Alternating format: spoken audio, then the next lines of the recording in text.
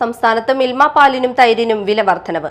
നാളെ മുതൽ പുതിയ നിരക്കുകൾ പ്രാബല്യത്തിൽ വരും. ലിറ്ററിന് 4 രൂപയും തൈരിന് കിലോയ്ക്ക് 10 രൂപയുമാണ് കൂട്ടിയത്. ക്ഷീരകർഷകരുടെ ഉൽപാദന ചെലവ് വർദ്ധിച്ചതാണ് വില വർധനവിന് കാരണമെന്നാണ് മിൽമയുടെ വിശദീകരണം.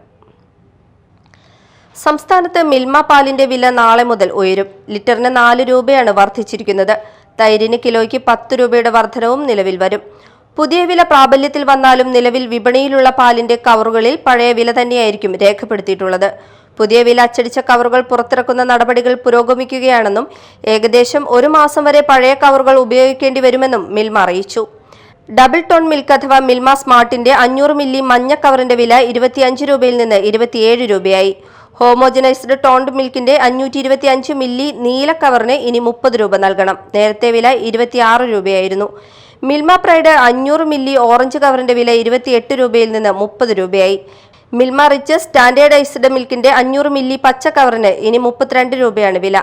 നേരത്തെ ഇത് 29 രൂപയായിരുന്നു. തൈരിന്റെ വിലയിലും വർധനവുണ്ട്. 525 ഗ്രാം ക്ലാസിക് തൈരിന്റെ വില 35 രൂപയിൽ നിന്ന് 40 രൂപയായി ഉയർത്തി. ക്ഷീരകർഷകരുടെ ചെലവ് വർദ്ധിച്ച സാഹചര്യത്തിലാണ് വില കൂട്ടുന്നതെന്നാണ് മിൽമയുടെ വിശദീകരണം.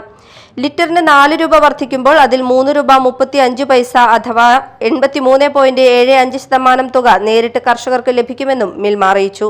2022 ഡിസംബറിന് ശേഷം ആദ്യമായാണ് മിൽമ പാൽ വില വീണ്ടും വർദ്ധിപ്പിക്കുന്നത്. അന്ന് ലിറ്ററിന് 6 രൂപയാണ് കൂട്ടിയിരുന്നത്. Media time, Kochi.